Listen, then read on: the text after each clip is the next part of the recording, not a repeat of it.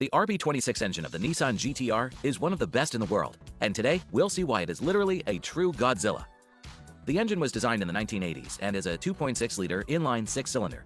This type of configuration is widely used because its second-order alternative masses are perfectly cancelled, leading to a vibration-free engine, especially if it revs very high at 8,000 RPM. The diameter of the piston is 86 millimeters, and they have 73.3 millimeters of stroke. This gives a super square engine. This means the pistons move relatively slower, reducing friction against the cylinder wall and resulting in less loss as well as lower temperature. In this animation, you can see a comparison of three engines turning at the same RPM, but the pistons have different speeds. As you may see, the right piston moves slower. This means more crankshaft RPM can be achieved. Higher RPM increases horsepower because more quantity of combustion occurs. The use of the cylinder in the same time is increased.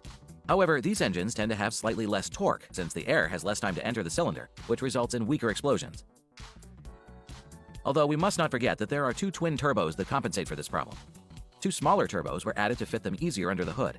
A single large turbo would have had a big diameter. Added to the pipes of the exhaust manifold would end up having different lengths due to lack of space. The two small turbos have less mass, less turbo lag, and are simply more comfortable saving space. Something to highlight was that it had ceramic bearings, being the best option for that time. This group of Garrett turbines were factory limited to 10 psi or 0.7 bar. As for the block, which is very resistant, it's a closed deck of cast iron. As you can see, it only has the holes for the cylinder head bolts. The water